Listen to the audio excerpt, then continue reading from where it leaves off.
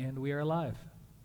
Hello, and welcome to the South Fork Sea Farmers panel on restoring our bays, personal choices and cultural shifts. A special thank you to West Robbins Oyster and Channing Daughters Winery for sponsoring today's programming.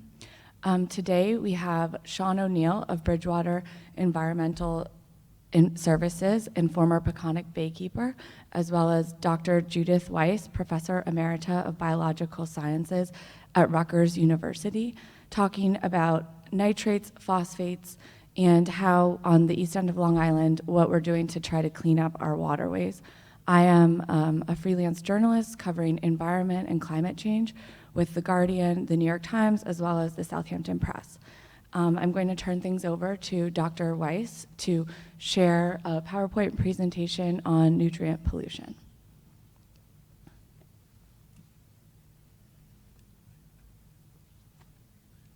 Thank you very much. Eutrophication is perhaps the most severe, most widespread type of pollution in the world, and the South Fork is not immune to it.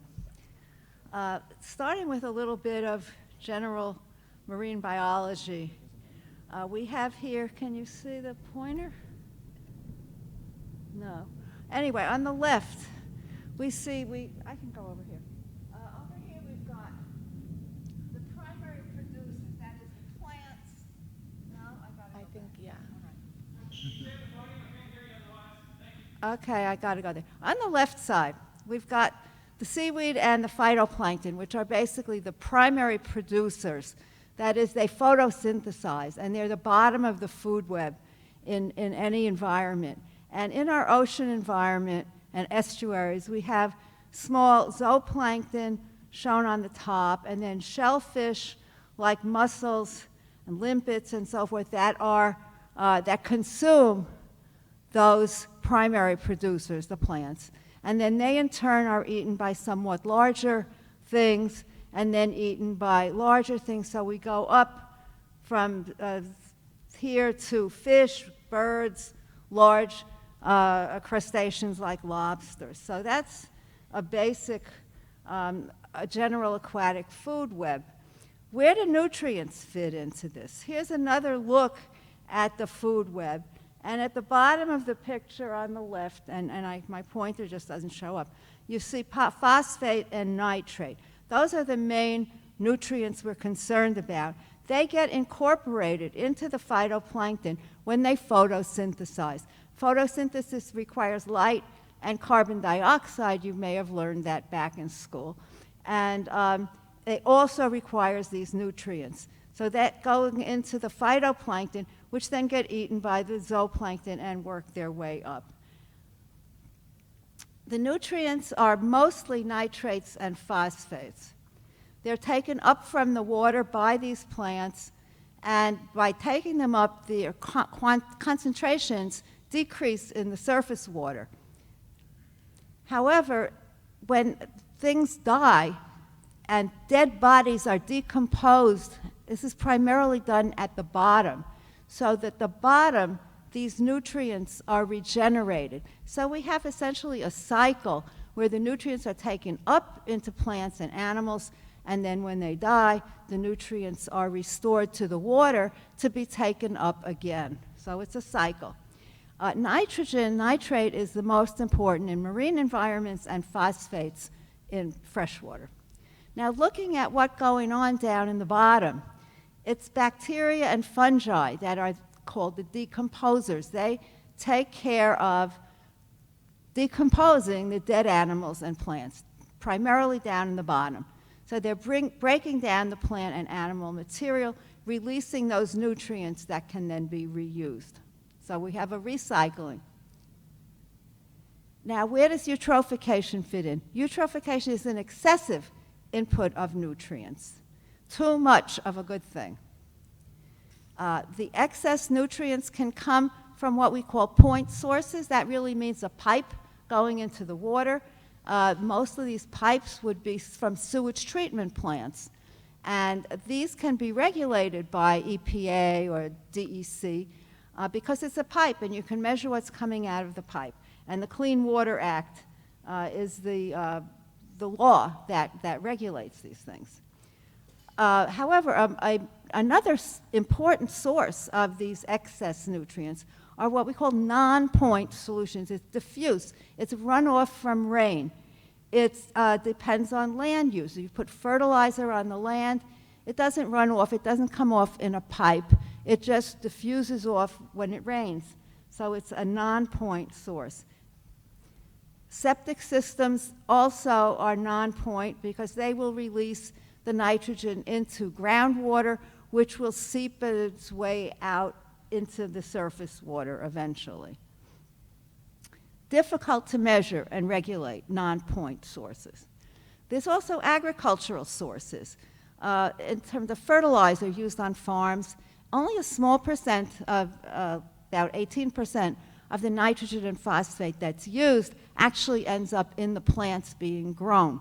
The rest of it is either in the soil or it leaches into the surface water or into groundwater and is not doing what it was put there to do. Manure is another problem in farms. It can be recycled onto crops, but very often the amount of manure is more than the crops need. So they need to do something with this excess manure or else it runs off into streams and lakes and so forth. And it's not just agriculture, it's lawns. I took these pictures a week ago in Springs where we live, and you can see different kind of front yards. The house on the left has a variety of different things growing there. The house on the right has a bright green lawn. Bright green lawns are biological deserts, and they have to have a lot of attention. They have to be fertilized, and of course a lot of that fertilizer will run off. They have to, this particular one was after it got sprayed with pesticides, so there's a sign there about it. And so it needs fertilizing, pesticide application needs to be watered, which leads to runoff, and then the grass will grow and you'll have to mow it, and then when you mow it, you'll blow the leaves off, the blades off. So it's a lot of work, and it is definitely not good for the environment. There's other much nicer ways on the left that you can have a yard. Impervious surfaces is another problem of concern. That is pavement, roads, sidewalks, parking lots, and so forth. Those don't allow the rainwater to permeate through into the soil, so it increases the amount that's going to run off. And so that you get the rain not being absorbed, but running off into local water bodies. So land use plays a major role in water pollution. Okay, so that's where it's coming from.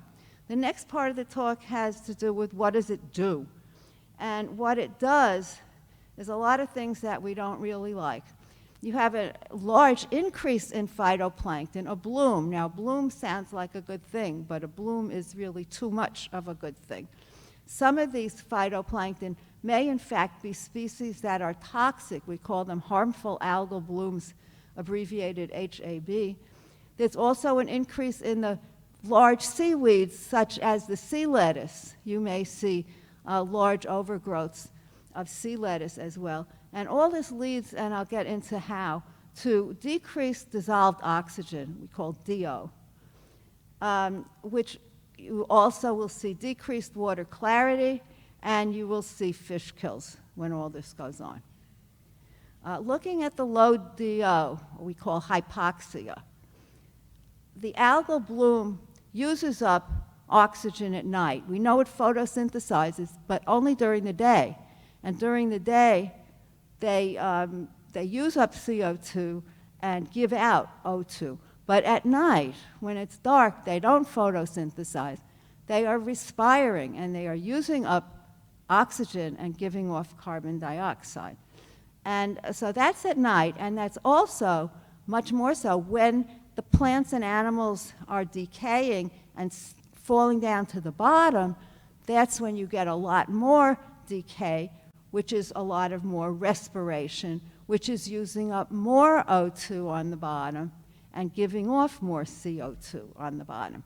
And this tends to be most severe in the late summer. There are over 150, quote, dead zones in the world, which are areas that have low oxygen. So here's a diagram where you can see coming out, I wish the pointer worked, but you can see the water coming out from runoff and coming off from a sewage treatment plant on the top. If you look down in the water on the left, there's a picture of an algae bloom. All the little dots are individual phytoplankton in the cells. And then when that dies, they sink to the bottom. And you see this going down to the bottom. And that's where the decay is happening. And that's where the oxygen is getting used up. So all these poor animals living on the bottom, they don't look very happy here. The sea star, the crab, the lobster, they're not happy. They may, in fact, die because the oxygen can get too low for them. We have on the right, the fish may be able to leave if it's not widespread. If it's a very widespread low DO, there's really nowhere to go where it's any better. This is just from last week, a couple weeks ago, in Cape Cod, a dead zone in Cape Cod Bay. So this is happening, you know, all over the place. The fish and shrimp, as I said, may be able to avoid it. They might be able to swim away. But if it's not too bad, their feeding and growth is retarded, and you know, they're not healthy. The low DO is accompanied by increased carbon dioxide because it's basically respiration. You may have heard of ocean acidification, which is too much carbon dioxide in the water dissolving in from the atmosphere. But in estuaries, when we have eutrophication, we get additional CO2 inputs from this respiration of bacteria on the bottom. So it makes acidification worse in coastal waters, and eutrophic estuaries is worse than the acidification in the ocean. Looking at the animals on the bottom, we have a couple of different sorts. There are some animals on the left that are called epifauna that live attached to things, and they're attached. There's nowhere they can go, and they're stuck. They can't get away. We also have a group of organisms that live in burrows, the second picture, that dig burrows, worms and clams. And they, in some cases, when the DO is too low, they'll come out of their burrows and start swimming up in the water, trying to get to where there's more oxygen, and they may be likely to be eaten when they're out of their burrows. And of course, whatever sits on the bottom and dies down there makes the hypoxia even worse when it dies. Looking at harmful algal blooms, we have various species in the ocean that are in a group called dinoflagellates that have some members of the group that are toxic. Not all by any means, but there are quite a few different species that produce toxins. And they may turn the water different colors and may not. But these used to be called red tide, but the fact is they don't all turn the water color, and in fact the color can be brown and can be green, can be different colors. So red tide is not a good term. We call them HAB, harmful algal blooms. Their toxins can move up the food chain.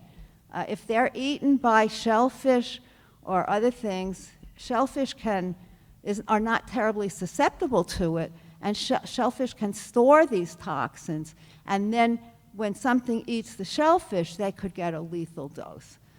Sometimes people can get killed by eating a meal of shellfish that had taken up too much of a toxin from some of these microbes.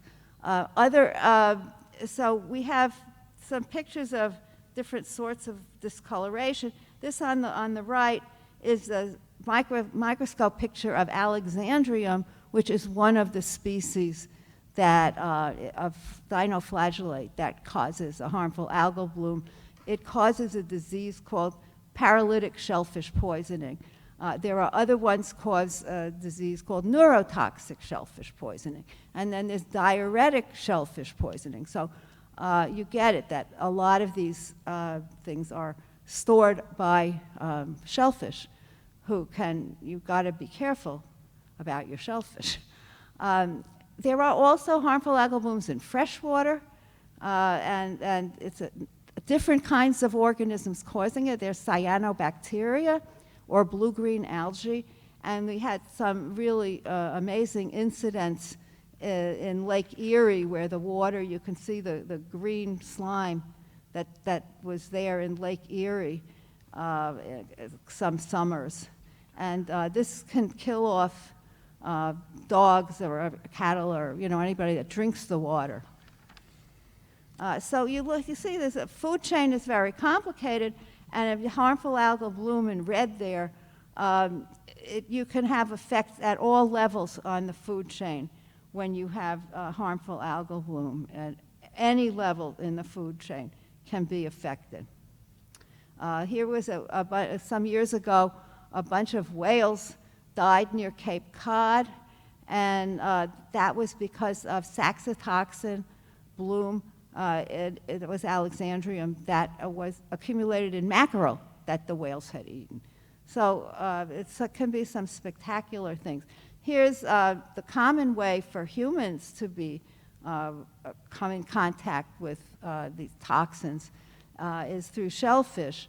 And so we have state programs that are monitoring shellfish and measuring the amount of these toxins in them, and they close the shellfish bed if the level gets too high. But there's still worries. Here's a look at Long Island last summer. And you can see we have had last year, and probably again this year, through Long Island and in the South Fork and the East End, a whole variety of things. The blue-green ones are the freshwater harmful algal blooms, the blue-green algae. We have brown, which is the rust tide. We have the blue things, which are hypoxia, and we have had a number of fish kills.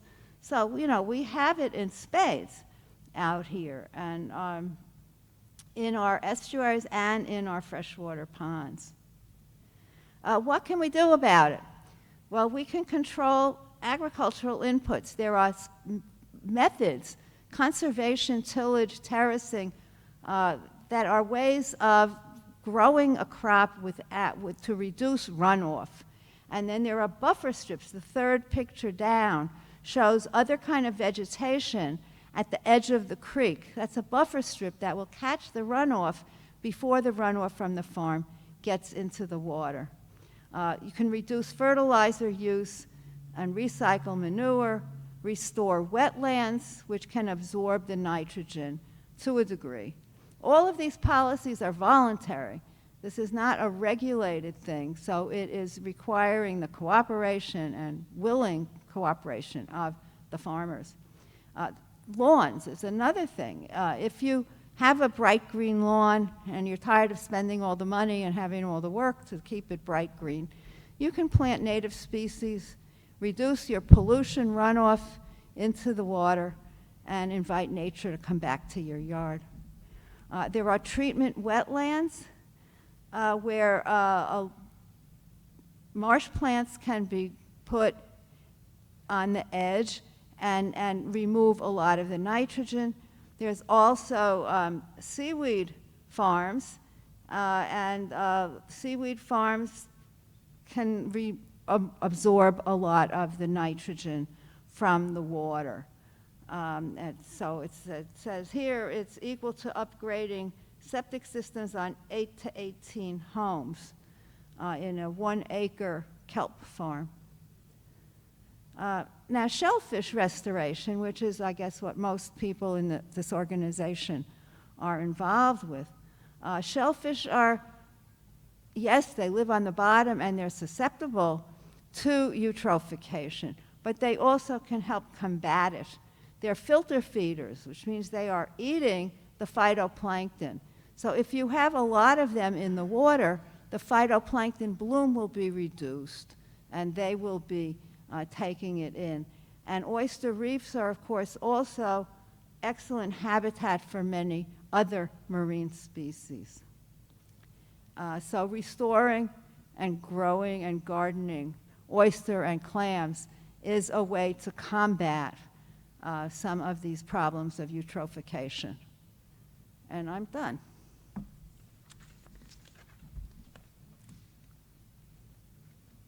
Thank you, Dr. Weiss, for that really great presentation. It was so interesting seeing all these examples. I think for everyone who lives out here, we all are, becoming accustomed to these harmful algal blooms affecting our fresh water and, saltwater marshes and stuff. So I guess it's not hopeful to know that other places are experiencing the same thing, but it's good to see that as well. Sean, you grew up in Southampton and were the former Peconic Baykeeper.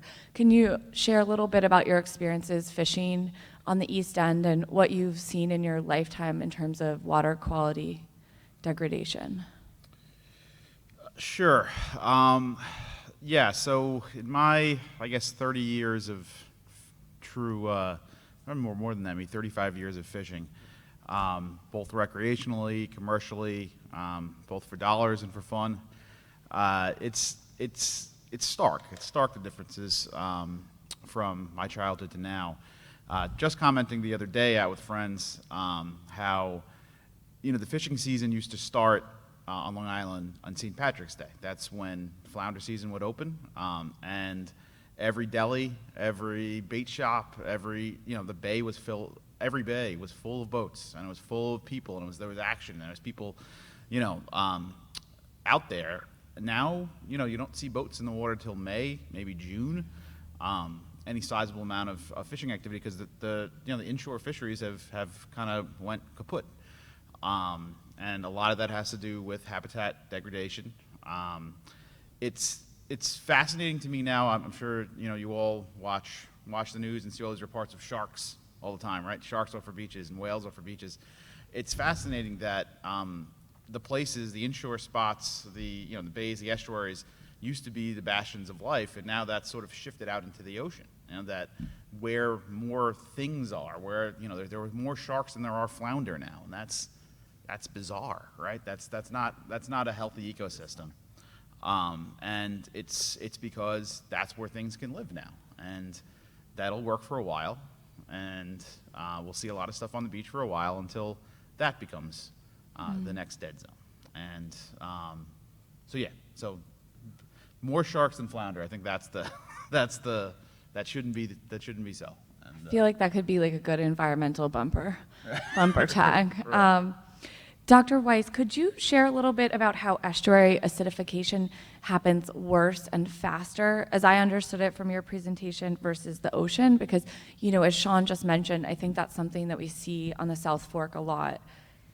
Yeah, well, the main cause of acidification in the ocean is CO2 in the atmosphere that dissolves in the ocean and turns into carbonic acid, and you get this acidification. I'm not going to get into the chemistry of it anymore. In the estuary, you have that happening, but you have another source also. So it's the same amount of CO2 from the atmosphere dissolving in the estuary as in the ocean. But add on top of that the extra CO2 that's made by the decaying of the phytoplankton, of the blooms and the dead animals on the bottom, that is also creating carbon dioxide. So you just have two processes adding in. So you have a greater acidification. Is that clear? Thank you. Yeah, I think I'm grasping it. Okay. Sean, I know a lot of people like to blame, especially locally out here, blame development for declining water quality, and there's certainly, learning about the impervious surfaces, that's definitely a part of it. But can you discuss a bit about how antiquated septic systems fit into that picture? I know this region, we're one of the most unsewered regions in the United States. Yes. So You know, development always gets a bad rap with the enviro world, and I think it's more pointed not development, but development without proper infrastructure is really what's the issue here.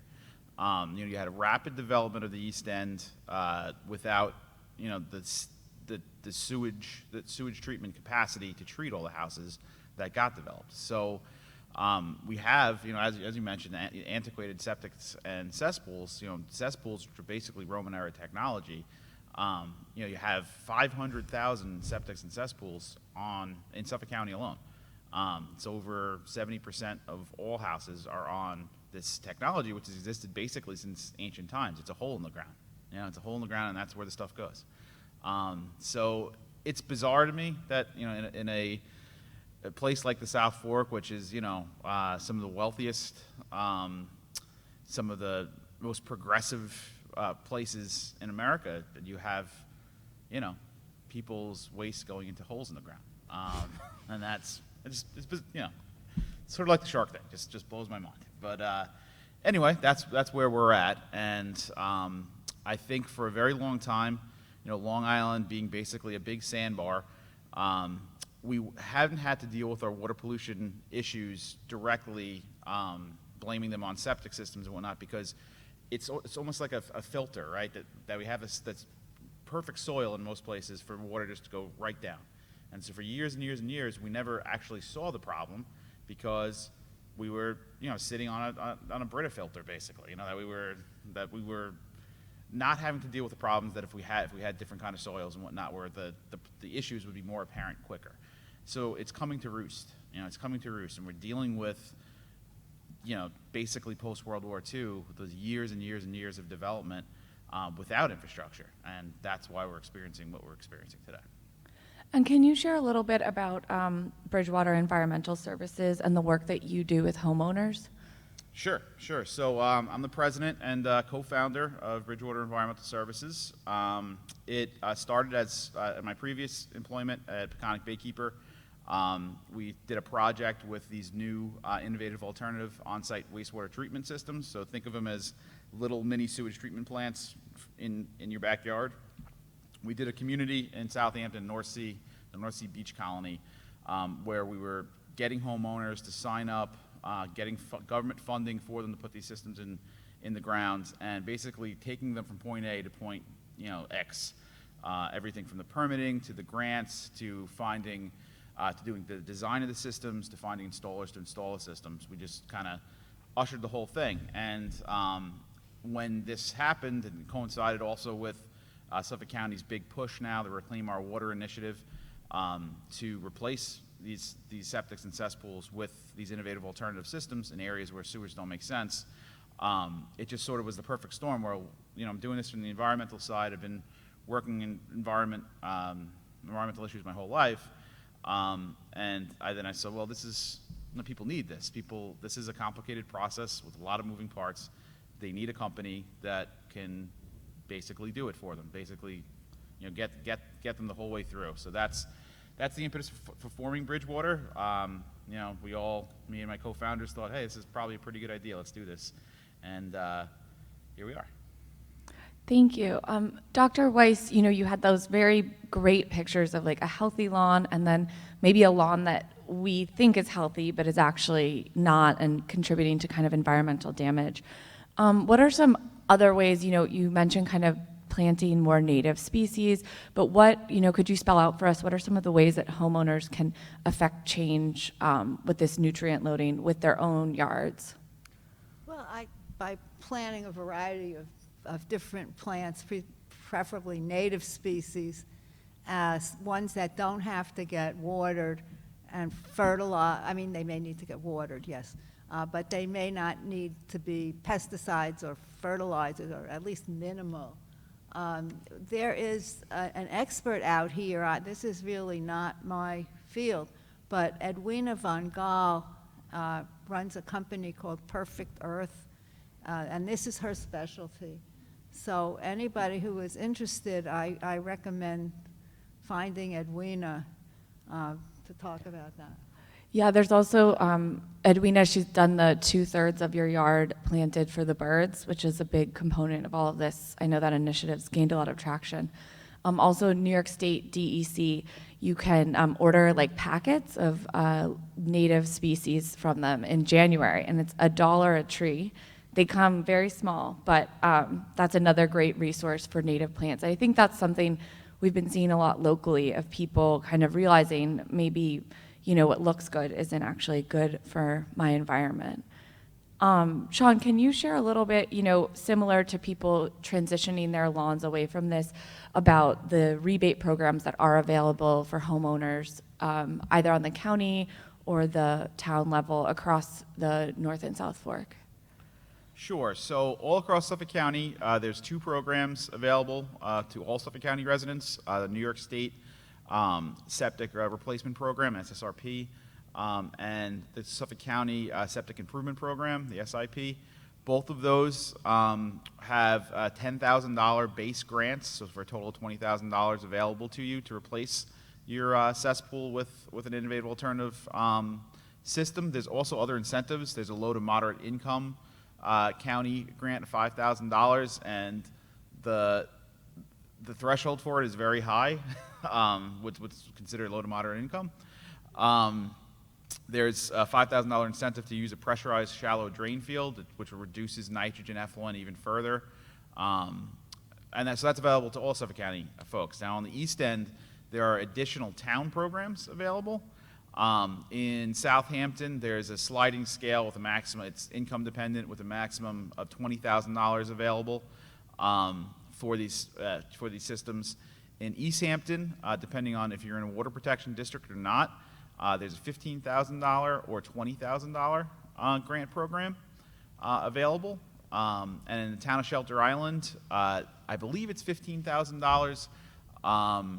Right now, it may be increasing to $20,000 in the short future. So there's a lot of funding available. You know, theoretically, you could get $40,000 or $45,000 in your residence, and that usually covers, you know, the whole cost of the system and all the associated permitting and work around it. So there's lots of opportunity. The state and towns are very flush with this funding right now. The state has a $15 million grant they just put towards this in Suffolk County. The towns fund their programs through the CPF, the Community Preservation Fund, so that 2% real estate transfer tax you pay on property sales.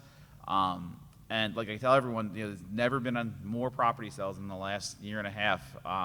So those funds, those community preservation funds, have more money than they've ever had. And so the time, if you want to do it, the time to do it is now, because the funding is available. Thanks. That's a really helpful hint for people. And I know we were discussing this earlier this summer, how upgrading your septic system, if you do have one of these antiquated systems, which is defined as like pre-1974, I guess, that, you know, that's the biggest environmental impact you can have as a homeowner. So right now is a really good time. I know Suffolk County's website, Reclaim Our Water, has a lot of resources there, in addition to Bridgewater Environmental Services.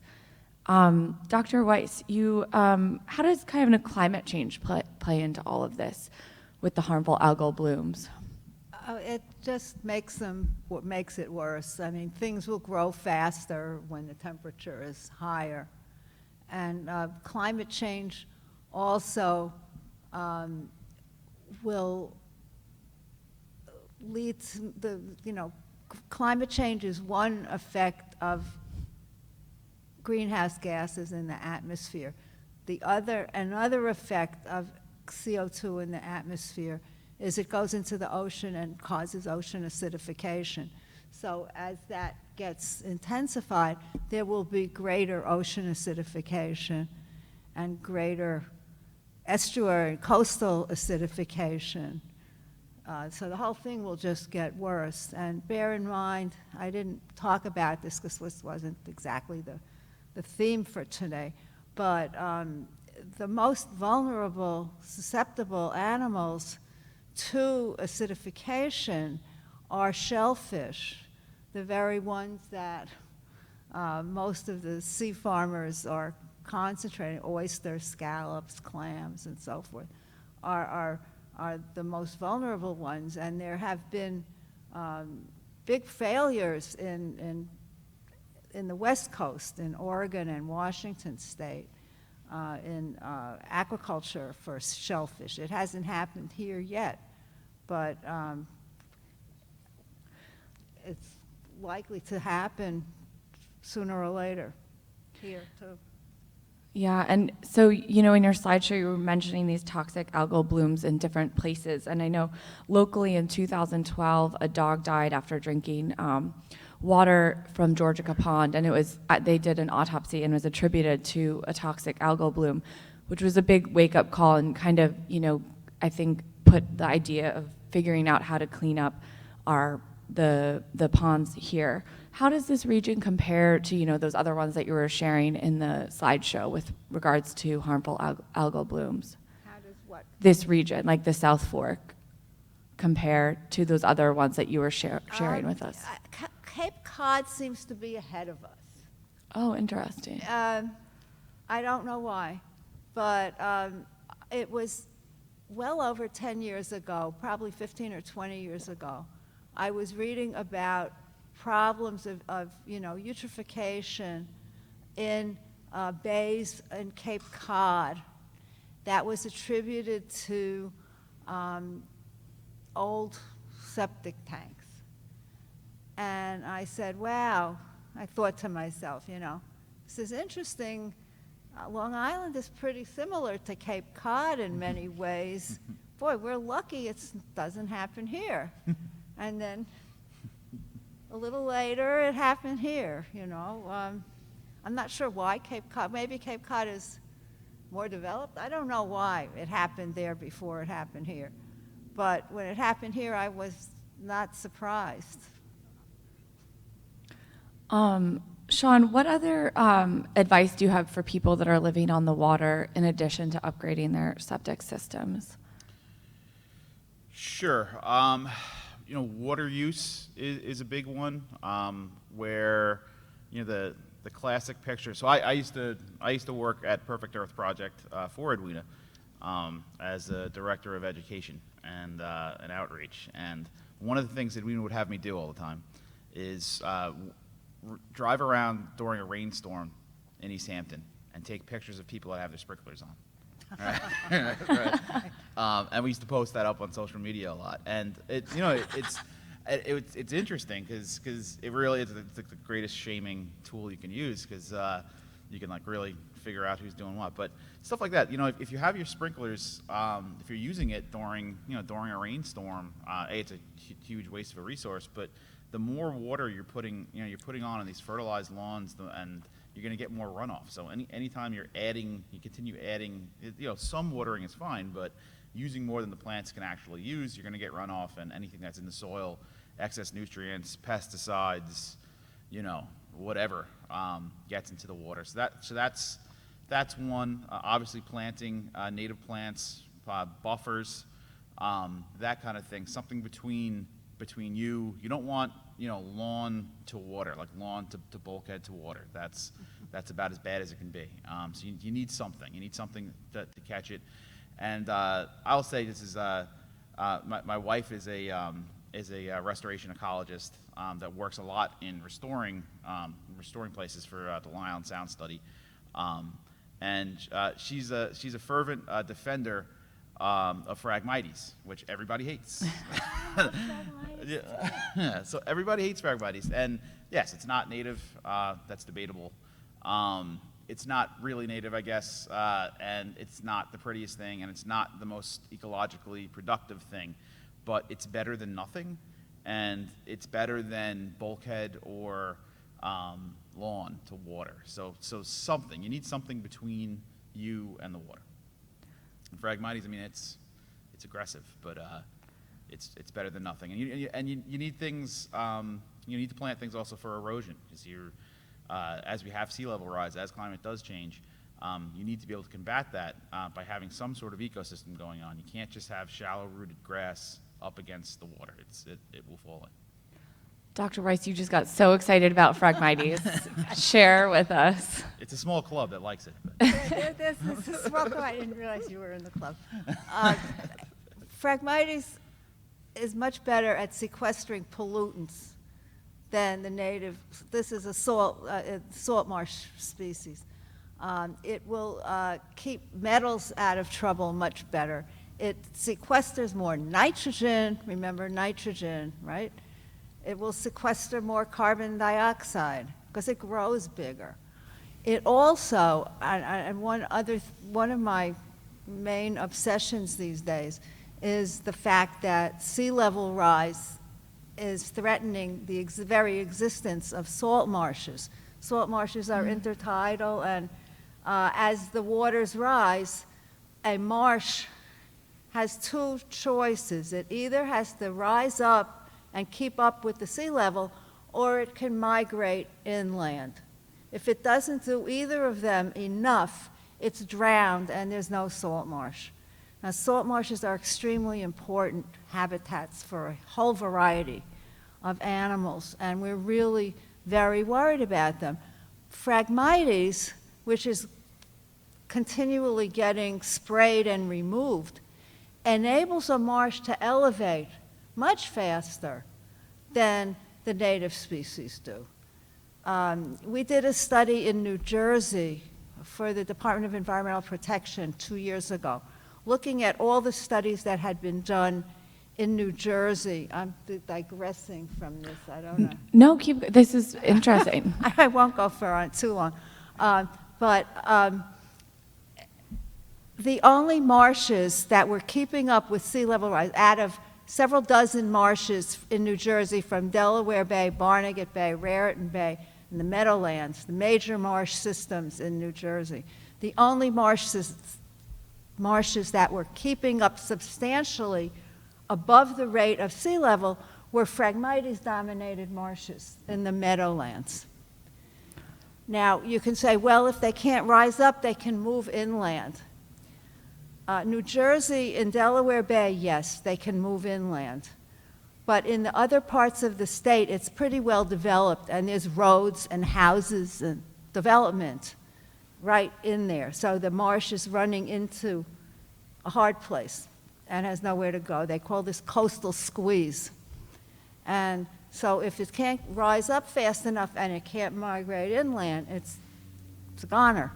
There are some experimental things that can be done to try to restore it, but this is going all off topic, and I'll stop. No, I thank you. That was really interesting. And I think everyone who lives on the South Fork, we all relate to coastal squeeze, whether we have Phragmites or not.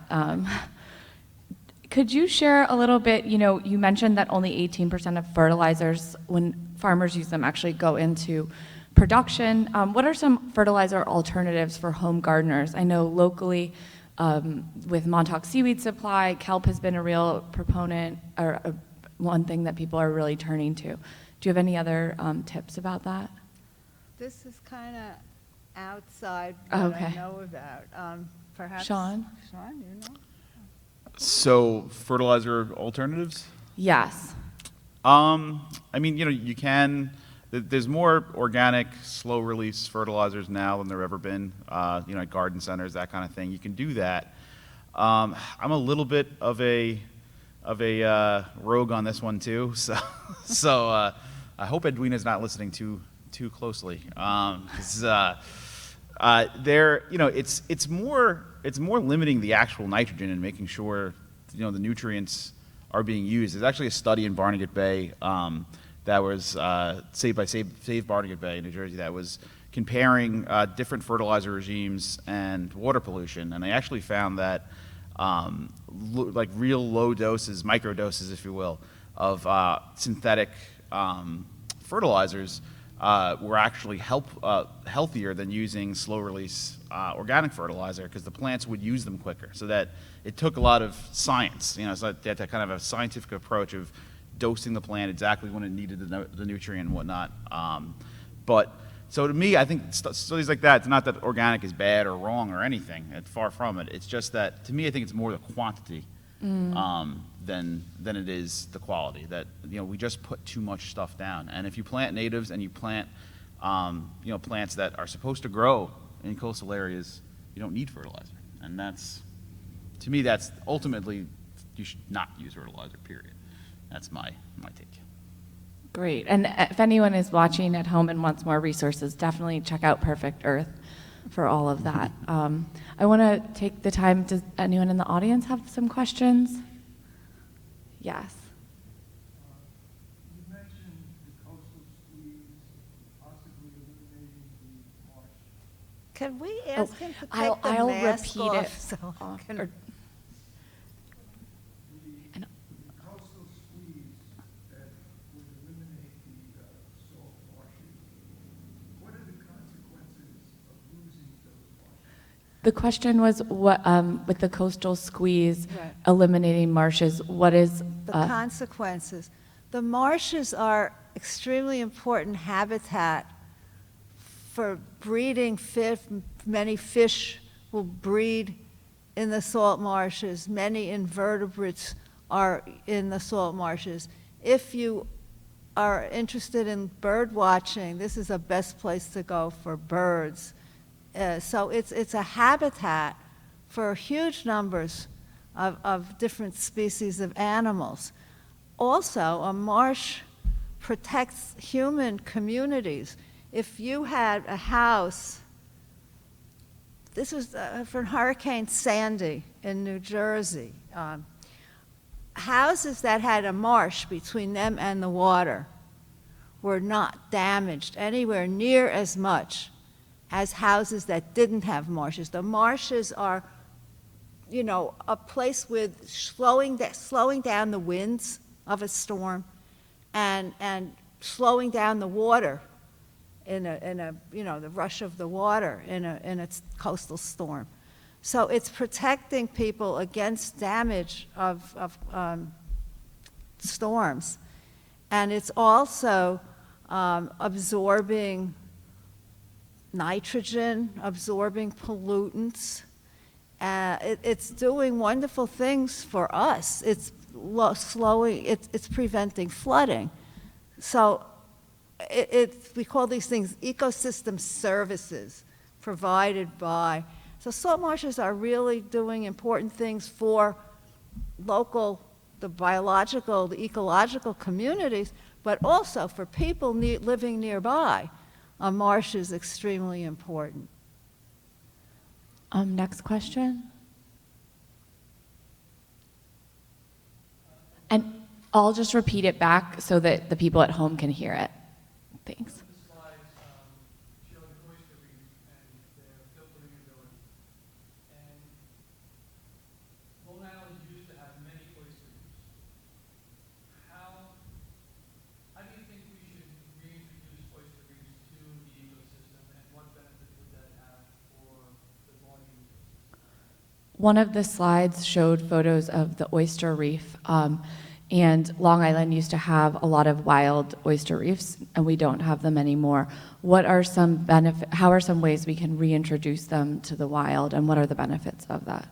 Well, oyster restoration is going on. I mean, people are doing that. They're growing oysters. Some of them are getting grown for consumption, but some of them are part of restoration projects, just like there are restoration projects for salt marshes and other kinds of damaged habitats. Oyster reefs are being grown. We say they disappeared from here. It used to be, you know, in 1900 or before 1900, that New York City was full of oyster reefs. In all the waters in New York Harbor were full of oysters. And of course, they, you know, with the Industrial Revolution and all the development in New York City, they were gone fairly early in the 20th century. But there are projects to bring oysters back, not for feeding, not for growing to serve as cocktails at parties, but for the environmental benefits of oysters. There's a project called the Billion Oyster Project that is based at Governor's Island, and they are putting oysters down in New York Harbor and in the Hudson River and in the Bronx River and all over the city. A lot of them die, but some of them stay. And this, you do it enough, there will be the goal is to get oyster reefs back in New York City, which would be a wonderful thing to have. They have found some humongous oysters. One was found in the Hudson River. I mean, it was about this big.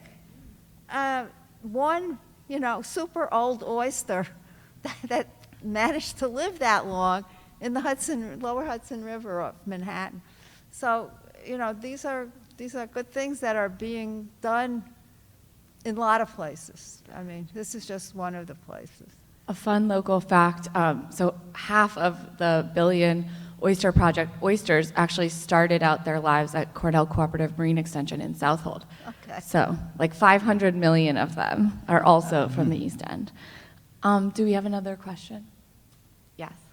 Why is there a push to eliminate Phragmites given the benefit? And then the follow-up question is there, is planting kelp taking hold, and is there a push to do that given what you stated as a tremendous benefit for that project, for that aquatic plant? So what is the pushback against people. Phragmites? And what's happening with kelp farming, if that is such a good way to pull nitrogen out of our waterways? Can I take the Phragmites and you Sure. take the kelp? Sure. Is that all right? Yeah. Okay. Why do people want to take? It is called an invasive species, which means it didn't come from here, and it's doing some harm. And the kind that has been spreading all over, in fact, didn't come from here. We have a native variety, but the one that's spreading is the same species, but a different variety that came from Europe some time ago. And it's extremely successful, and it takes over the high marsh. It reduces the diversity of plants in the marsh. Normally, a high marsh has a variety of maybe half a dozen different plant species living there, whereas the low marsh has a single species that, quotes, the cordgrass, that is in the low. This is the low part of the marsh that's underwater half the day. Every high tide, the cordgrass is underwater. Now, so it reduces diversity of plants at the frag. Reduces diversity of plants in the high marsh. It also is somewhat less good habitat for some of the animals. It is really good habitat, but it's not as good as the native species. So, I'm an academic. If we give a native marsh an A, I would give Phragmites a B- or a C+. It's not an F, for sure. It grows tall, it grows very tall, and people that used to have a view of the water don't have the view anymore. In terms of other things, I think it does more good than bad. And I'm not saying we should just leave it all there. What we need is research that hasn't happened yet on how to leave some of it there and where to leave it to help the marsh survive sea level rise, among other things. And, experiments in the marsh have not been done yet. But, people don't like it, and it's sort of a knee-jerk, and there is a small number of us that are out there. You mentioned it, you get me going. Can I give a much more cynical answer? If I can. It's an easy project to fund, to chop. It's a very tangible benefit project. So all these government funding, the different programs to remove Phragmites, invasive species removal. it's a very tangible thing. I think that's a large part of it too on the other side, on the enviro side, that you could say we removed X amount of Phragmites and we spent Y amount of dollars to do it. I think that's a large part of it, that they're easily fundable projects with very tangible results.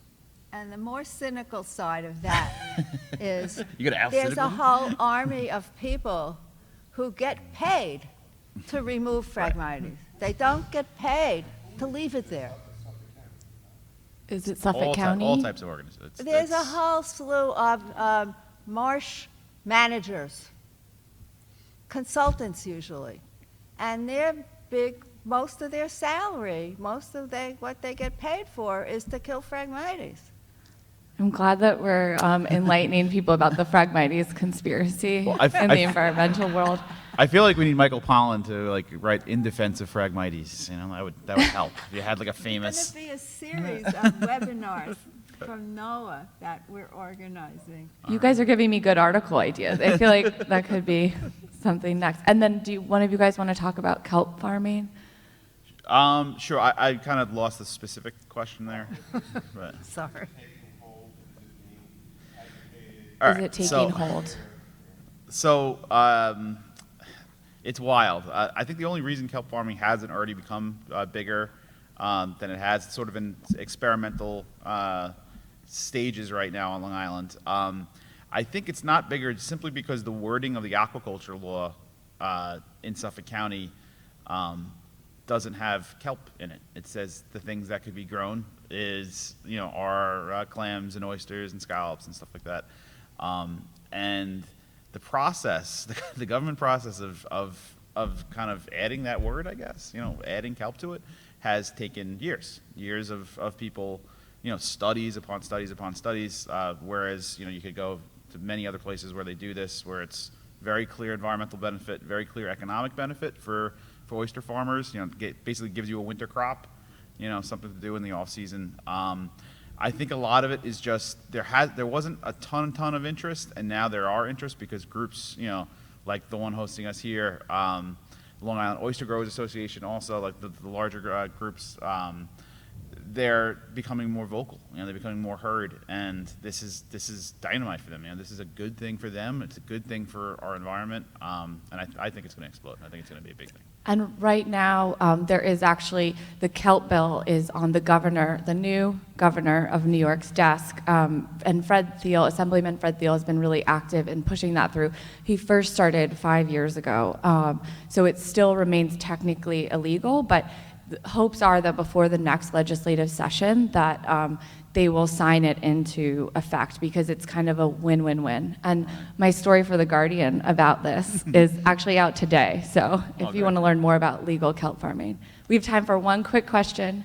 I was just going to say, for those that want to learn more about kelp farming, we had a program on that last month, which is being aired on Kelp TV, and so you can find it that way and hear all about it. Yes. So last month's South Fork Sea Farmers panel was all about the legalization of kelp and the efforts between the politicians, like Assemblyman Fred Thiel, and then people like the Eat More Kelp initiative on Instagram, or Montauk Seaweed Supply, how they've all kind of been working together to legalize it.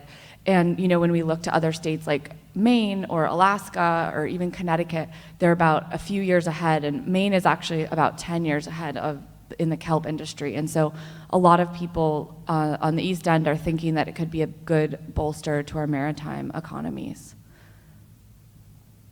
It's the next weed to be legal. Yeah.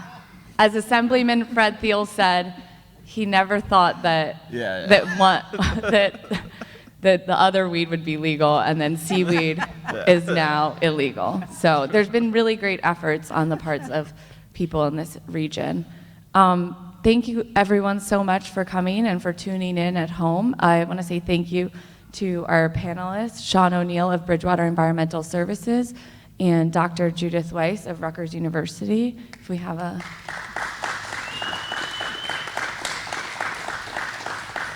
Thank you. And thank you to West Robbins Oyster, Channing Daughters Winery. And for anyone at home, please check out all these resources we've mentioned. It is kind of a dire situation in terms of water quality, but there are a lot of things that are going on, and I know that people are really trying to affect change, which is positive, and I think that that's something that we can all be thankful for. And if you want to know more about kelp farming, check out my Guardian article. It's the so-called miracle crop. So thank you to everyone, and have a great rest of your Thursday afternoon.